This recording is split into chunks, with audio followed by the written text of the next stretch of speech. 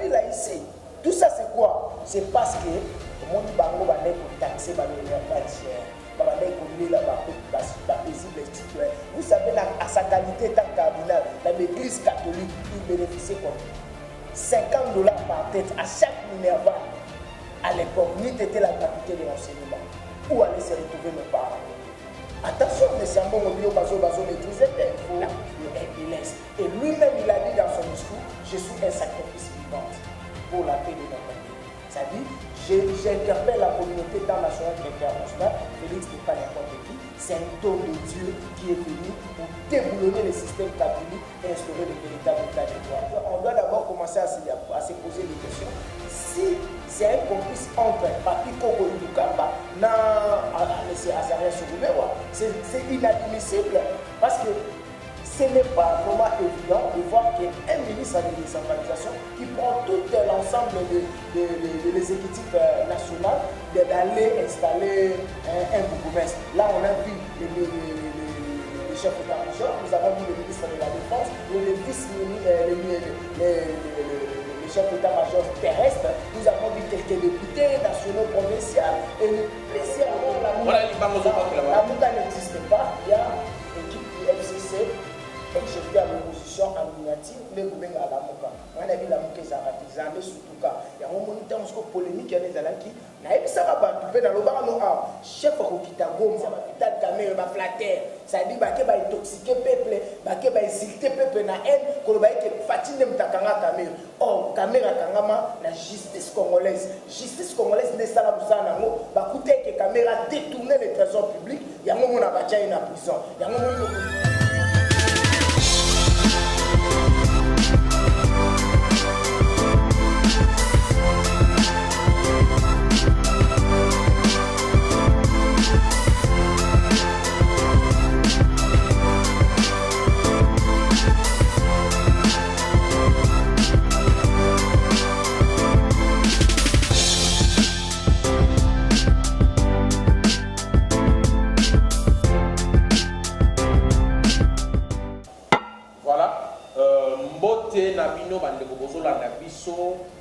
les yeux vraiment allaient à Ngaï, Ning et surtout on a retrouvé Bino Sous Mukolo Alelo, Boté Bakosolo la Matali Mboka. Boébi quelques-uns n'a pas sinamité, il y a Marabo Belé autozoka de gauche à droite, surtout affaire au Talibon Minemboé. Nabantembo Basale la Gibiso Bandego Wande, Tolobi Bongo Bandego parce que Nakati ya Bonzambe, Tozali Bandeko. Mais Boébi Karamandena Lobara, mais c'est le juge. Autrement appelé Taylor Moulumba, nous aurons conseillé la Bino Moussala pour nous repérer des informations, surtout Mingi, Yamarambo et la République démocratique du Congo. La PSIO, merci Mingi, Piska Sosana Simabilili, merci pour l'image qui toko, et Moussala Zosala. Néanmoins, on a la peine à Mingi Té à Koloba, Boébi, il y a toujours à Poto Solo là. Donc, ça a des informations, surtout Mingi. Mingi, ne ya mabe, ne ya bazo yiba, bazo détourner, bazo piller Congo. Mais ma camarade on entend ici, mais si la raté, les autres sur la sous Bongo, nandeko international ou azali, mon grand communicateur et IDPS, ce n'est pas n'importe qui s'il vous plaît, et un grand, c'est-à-dire naïepi niveau, naïepi capacité naïe. Ce sont des gens bazo sala musala kitoko. Ils ont reflété l'image de l'IDPS dans le miroir comme il faut. Des gens à qui on peut placer la confiance pour nous communiquer pour les alliés. Bon solo non formel. Mais tu retournes à l'épée, tu les gâteaux qui parlent les bongo na barang. Tu évites ce que nous avons la communication.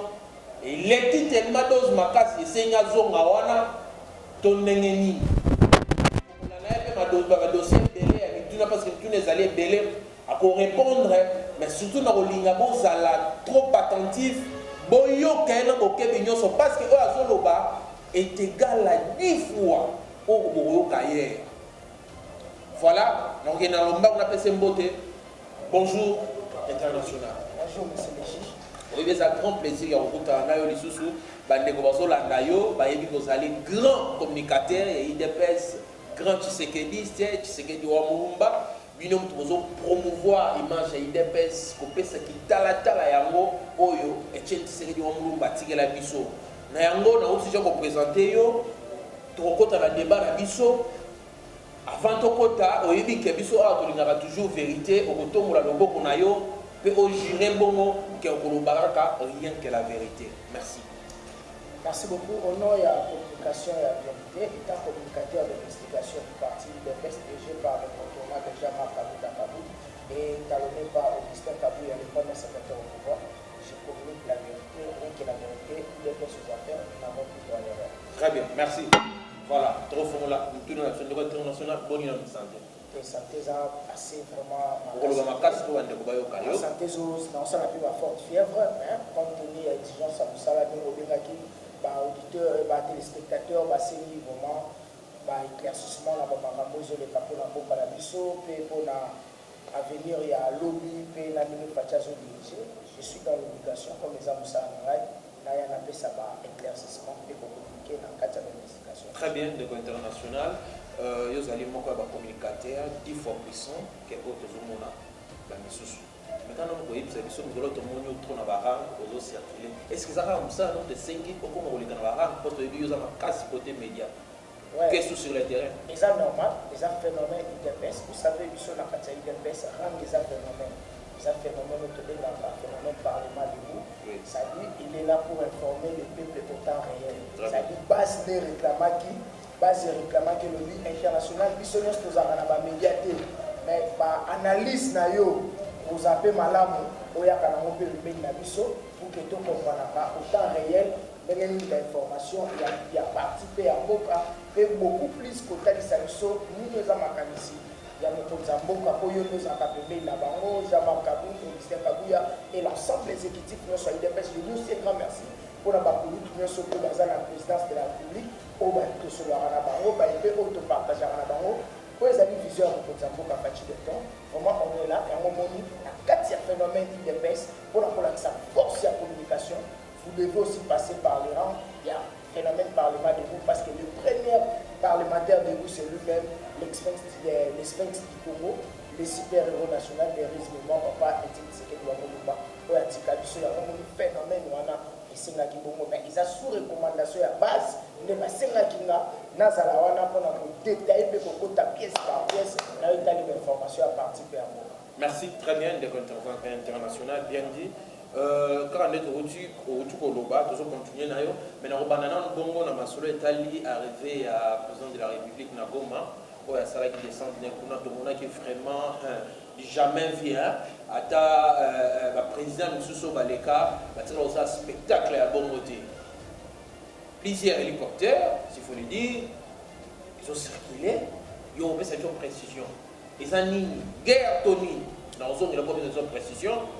Balinettes équipées infrarouge pour détecter les gens qui sont armés ou pas, avec des casques équipés d'un émetteur pour bloquer Bongo, Internet, signalisation, tout autre, pour 4 directement. Et puis, on me rappelle que les soldats, ce sont des soldats américains ou Kakao Batindaki, parce que nous avons formation en Israël, est-ce que déjà Bazonga?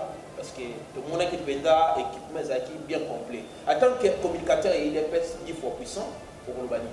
Non, d'abord, je salue la bravoure et la sagesse démontrée par la sécurité du chef de l'État. C'est comme ça, fini la récréation et fini les polémiques. Un grand merci d'abord à Bateau de Goma et ça prouve que Faci est les chouchous du Congolais. Tant que vous êtes cardiaque et du Congo qui l'envoie à Faci Beton pour déboulonner le système Kabili et Mobutis et instaurer un véritable état de droit. J'avais dit cela dans l'émission de Salanari, que le chef de l'État n'est pas n'importe qui. Faci Beton n'est pas n'importe qui. Il est le garant de la bonne fonctionnement, il est le commandant suprême de l'armée, il est le magistrat suprême, il est d'abord Nengotolo Baboy, Anaba qualité belé. Le niveau Afrique, à sa première vice-présidente de l'Union africaine, le niveau de l'Union européenne, à sa numéro 1 Union européenne dans le Kalapso. Nous, au monde, il faut la sécuriser. Et puis, zone Wana, et sa zone connaître le problème belé. Et ça sonne beaucoup rouge. Il y a eu des bavures, il y a eu des polémiques, il y a eu des mauvaises interprétations que mon condamnation banga, mon condamnation la unité, soit comme qui a quitté ma robot moyen ba missile robetama il a fallu terrasser pour mettre fin à la polémique parce qu'il y avait des gens qui disaient à Obama soit Kitiba obeta missile, c'est-à-dire les gens ne comprenaient pas, ils interprétaient de n'importe quoi. Mais qui sont ces gens-là? Non, moi je ne parle pas de la Mouka. Vous savez, d'abord la Mouka n'existait pas, il y a l'équipe du FCC injecté à l'opposition en miniature, les gouverneurs à la Mouka. On a vu la Mouka, ils ont surtout cas. Il y a un moment où polémique, il y a des gens qui n'ont pas pu faire le chef Rokita Goma, et vous allez soudain comme ça, et vous allez comprendre et disposition sécuritaire, et vous allez historique, il y a sécurité historique. Wana eza ba congolais eza mi ba américain ezotalisa que armée ozala ki ya Kabila na armée eza lelo ya Félix et ya différent. Je profite pour saluer discours na Goma Lobini. Dans 2 semaines l'armée congolaise sera équipée pour mettre fin à la terrain wana nyos. Mon frère, il y a eu des matériels de guerre. Il y a eu des détectives au Mokozaza qui wana atoza ongai fantôme na tia le boko pas béton au kufa. Faut mon démonstration de sécurité et l'autre simingani peuple ya Goma batoto ya Goma merci beaucoup bazo yemba bazo mettre maboko bazo bina bazo sepela ce qui fait d'abord la force à sécurité d'abord ya Ngwana. Mais qu'est-ce qui a fait que bah les consulats le baguette fatia onyata Goma parce que balingete ezaki na intoxication et na excitation la interne bato ya yenti ba vital caméra ba flatter ça dit ba ke ba intoxiquer peuple ba ke ba insulter peuple na haine ko ba ke fatine mtakanga caméra oh caméra kangama na justice congolaise ne sala busana ngo ba kuté ke caméra détourner le trésor public yango mona ba tchai na prison yango moni mo konzi pas lobby oui ngai caméra ça toujours pacificateur. Il a réunifié le pays de tout ce qu'il a fait, mais laisser la justice faire son travail. La justice aussi, c'est la crédibilité. Il y a autre chose, l'innocenté et ainsi que la crédibilité. Ce que c'est innocent, laissez la justice faire son travail. Ce n'est pas de citer Fatih à n'importe quoi. Fatih n'a jamais pris le stylo pour dire la combat caméra dans la prison. À ça, là, très bien. Le international, 10 fois puissant, mais quand vous expliquez un peu, objectif, il y a président, on a beau des années. Non, c'est juste pour mettre la paix et d'abord comprendre la réalité sécuritaire qui se passe là-bas parce que ça sonne au en rouge, parce que la tuerie, la maître, le crime, les autres, ça m'a des temps. Et tant que tu as un souci à la population, et tant que tu as un souci à peuple avant dans la Guinée, il faut taper la terre.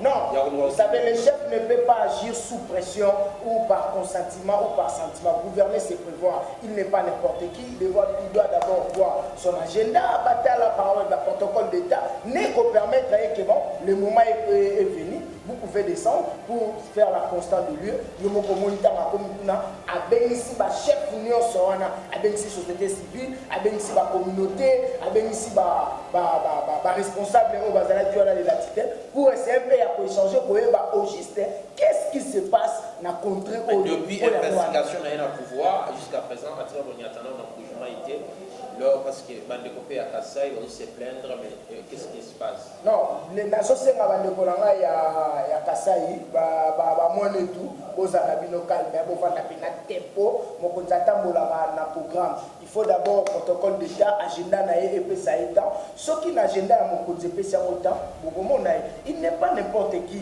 il est le garant de la bonne fonctionnement de l'institution de l'État. Il ne gère pas seulement que Moujimal, il ne gère pas seulement Goma, il gère l'ensemble du territoire national. D'où avant de faire un petit pas, le tout devait être calendrier et programmé par son cabinet. Voilà pourquoi ils ont permis de traiter, mais de quoi à la calme à Koya, à Kota la Bango, et nous se posons en très bien, le international, il faut puissant. Tout le monde qui va nous soucier, et en gamme d'abino et de presse, on peut aller parlementaire debout.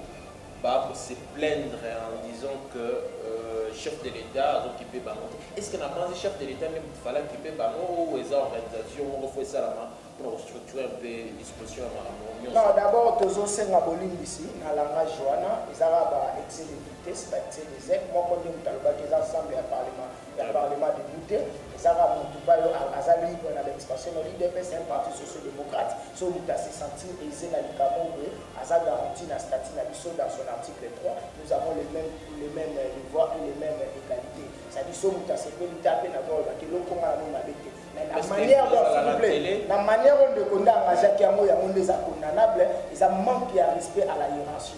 Vous savez que dans le stade de Tozali, nous avons un cas de fonds commun pour les complets du Congo, la FCC, nous allons pouvoir mieux se présenter, nous allons partager. Alors, on va continuer, de façon que si nous avons positionner.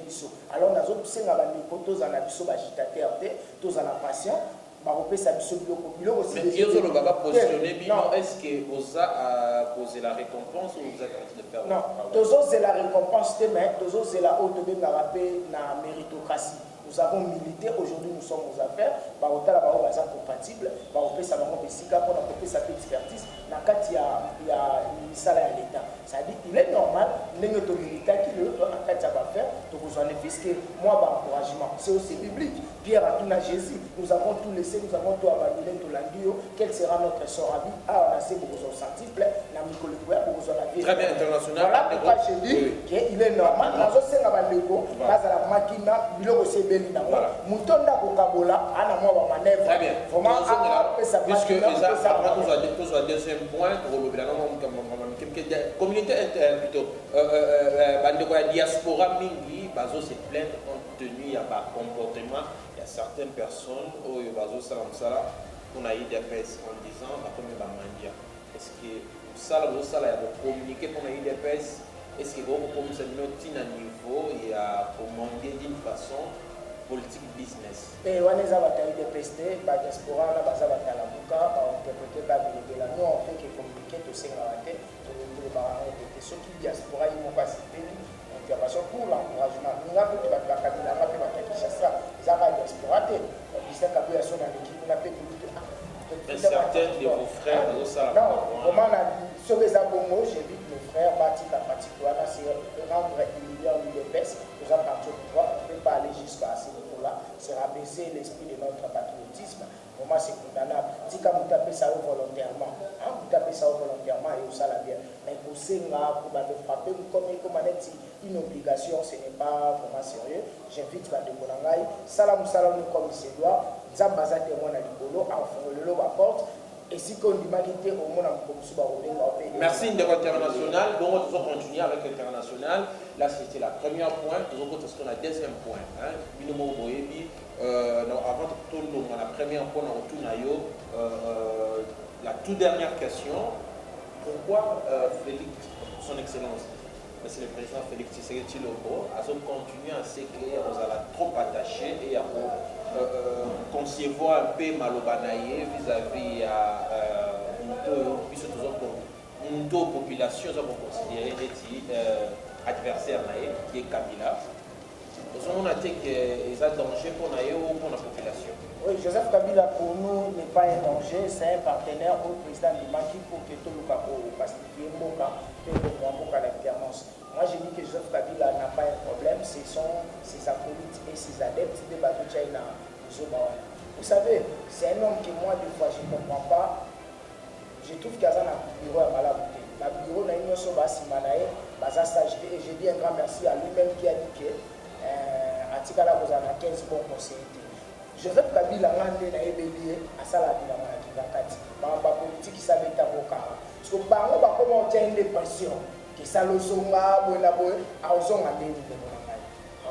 et puis le je dis qu'il ne représente rien à côté de Félix Antoine Tshilombo Tshisekedi, communément appelé Fachiloto. Il ne représente rien. Joseph Kabila n'a rien à voir avec la gouvernance de Fachi pour avocater la manière dont il a géré le Congo et la manière dont le Congo est en train d'être géré par un homme qui incarne l'idéal de changement, c'est tout à fait différent. Voilà pourquoi Joseph Kabila a le droit et l'obligation de prendre un stylo avec un bout de papier. Il y a Kokomaba raté ou il y a Kokate.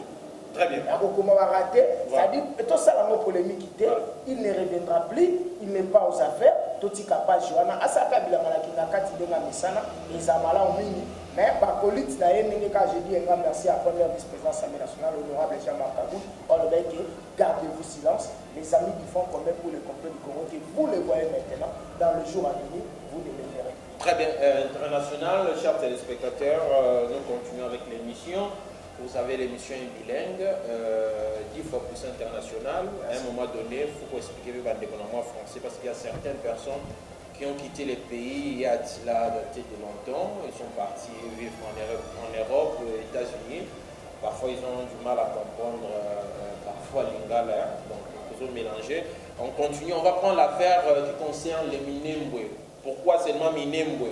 Je pense que est-ce qu'ils allaient mauvaise communication, ben, informer Batumabé pour que comme affaire on est exemplaire, pourquoi on ne peut pas supprimer le ministère de décentralisation pour mettre un peu le ministre Roubaix-Roy à côté? Parce que c'est lui qui est en train de s'aimer tous ces désordres, comme il est dit, Minembwe, comme affaire tout.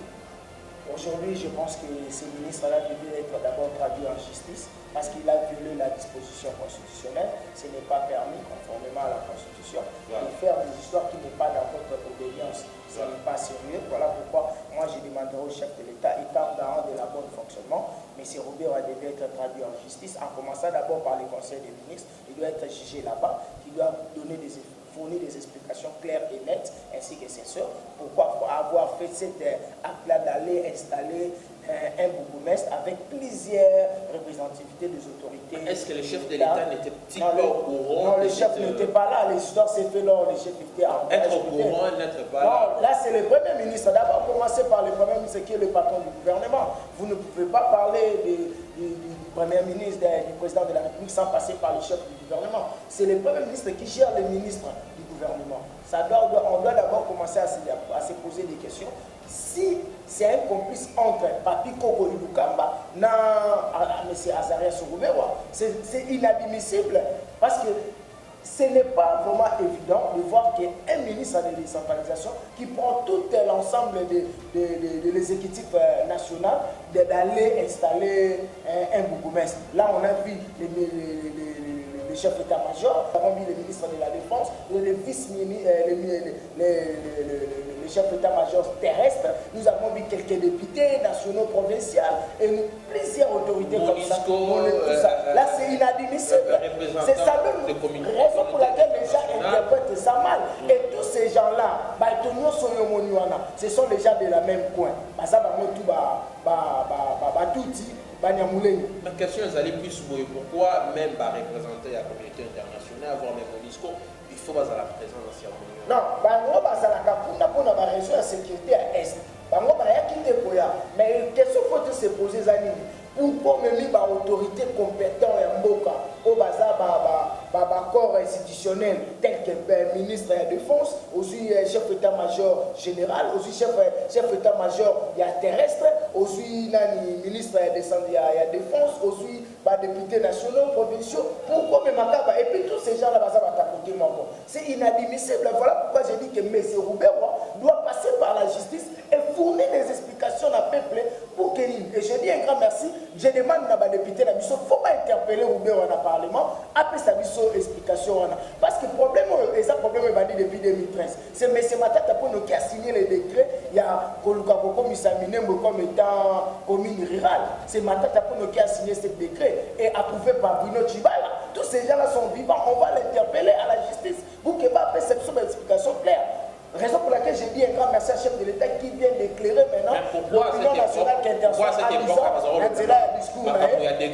S'il vous plaît, là, c'est ça. Ça rapidement. Pourquoi dans le moment où on a histoire où on est qui est en plein tenir au salaire? Non, dans le moment où on a pas ce matin qui a mon limité. Mais l'autre si en plein on a n'enga ma bezali installation ya bourgmestre wana et ça la mis en absence ya chef de l'État. Et voilà pourquoi tous nous sommes des intellectuels, nous sommes aussi des sages. Congo nous appartient. Qu'est-ce que nous devons retenir? Et au moins, si on a quatre Rwanda, Rwanda, Basaleli, Batembo, comme il y a des églises, et ça, on a dit que quand on va jouer na Afdel, on va dire que Roubaix, on va Afdel. Bayo caractère na musée le père da kota ki sous samba na RCD ko za minu. Mais Félix Tshisekedi aza président a kolongola Roubert aza plein. Non, ba kolongola Roubert parce que be remaniement soya ngana senga ki déjà na proposa ki na na mokonza mboka kotalisa ye pe ko senga na ye ke ba longola système ya 67 ministres ba komisa na 40 ba ministère à décentralisation ba kotisa na kata ministère intérieur parce que oyo kuta ça les a na compétence taité. Il a joué le jeu d'Afdel, il y a koluka côté ka parti école ko pesa mona bande koné ba Rwanda ba tuti pour que ba ko kobota ba nyamulenge o bazanga place na Rwanda bazanga peuple moko normal et le loba liba se réfugier par la mission. Très bien, merci de votre international comment qui est pratiquement vers la fin. De très moi quelques questions mais on va éclaircir sur un peu. Félix Tshisekedi il a dit quand quelqu'un pense qu'il est plus malin, je sais qu'il pense ça. Je me trompe rarement. Il l'a dit à Bruxelles. Selon vous, quel message doit annoncer à Katio? C'est un signe fort, parce que plusieurs pensent que Félix ne comprenne rien, et plusieurs pensent que Félix est incompétent. Or, le chef n'agit pas selon les pressions, et le chef n'agit pas selon les consentiments. Gouverner, c'est prévoir. Un chef, il faut avoir du charisme, il sait ce qu'il dit. Et tout ce qui est en train de se passer actuellement au Congo, le chef a déjà une réponse. Raison pour laquelle, en commençant par l'armée, le chef a dit que dans 2 semaines, l'armée congolaise sera équipée par des équipements américains. Et le 2, il va faire tout pour que la paix règne au niveau de l'Est. Et lui-même, il a dit dans son discours, je suis un sacrifice vivant pour la paix de notre pays. C'est-à-dire, j'interpelle la communauté tant nationale qu'internationale. Félix n'est pas n'importe qui, c'est un don de Dieu qui est venu pour déboulonner le système kabylie et instaurer le véritable état de droit. Par exemple, laquelle je dis car Dieu a aimé le Congo, qu'il envoya Fatou Benton. C'est-à-dire, Fatou Benton est le don de Dieu pour le Congo afin d'éclairer l'Afrique et changer le don. Il y a mouvance kabylie et moboutiste. Voilà pourquoi il a dit que je sais tout ce qui se passe et je sais comment, et bientôt la solution est déjà là. Laissons le temps au temps. Et je dis toujours souvent que les paroles de Maître Nadia Jean-Marc Kaboun vont toujours s'accomplir en disant que gardez-vous silence. Les amis du Front commun pour le complot du Congo que nous le voyons aujourd'hui, le FCC, dans peu de jours, vous ne le verrez plus. Très bien, merci international au Kabouana. Dans les dossiers, il y a Cardinal Ambongo, mais Cardinal Ambongo a le bac cœur pour nous enseigner l'école primaire conventionnelle catholique. Ce n'est que celui-là où Azali fidèle, il y a catholique. Est-ce que c'est normal? Est-ce que la constitution doit se prévoir à Bongo? Le prévoir à monter, je regrette, mais Sambongo. Voilà pourquoi j'ai du respect vis-à-vis de l'église catholique, mais je pense que Sambongo a joué la mission. La constitution dans son article 36 stipule sur les garanties à Moussala. L'État a pour ça Moussala et Moutakoza Moussala pour l'église, Moutakoza Moussala par rapport à la compétence naïe. Au Kenya l'église na ba école musulmane okuta musu apesa ka cour aza compétent aza musulman te okuta musu aza protestant zo pesa cour aza protestant te na école protestante o ne kambongo azolo ba c'est l'impérialisme, la colonisation. Il voulait encore coloniser le Congolais. Voilà pourquoi je dis que Messambongo est en train de jouer un rôle de Kabila ici. Tout ça c'est quoi? C'est parce que mon bango va n'est pour taxer l'honneur cher. Vous savez, à sa qualité tant cardinal, dans l'église catholique, il bénéficiait comme $50 par tête à chaque minerval. À l'époque, ni était la gratuité de l'enseignement. Où allaient se retrouver nos parents? Attention, M. Ambongo Bilo Bazo maîtrisait. La Constitution, dans son article 36, ne prévoit pas ça. Et puis, le même dit que ma discrimination, pour la discrimination, oh, il y a une discrimination raciale, discrimination religieuse. Le corps est catholique, il faut que catholique pour mais si j'ai des compétences, on appelle catholique, nous avons des compétences en tant que c'était. Moi j'interpelle de Kwambongo pour ça le côté parce que c'est la néocolonialisme, aux hommes c'est toujours l'esclavage, et ça pour coloniser jusqu'à la moelle épinière. C'est pas ça le rôle de l'église. Le rôle de l'église est là pour rassembler. Merci. Hein? Merci, très bien. Article 36, à la bien attendre la constitution, mais Kwambongo a violé l'article 36 de la constitution. C'est inadmissible que ça y est, aux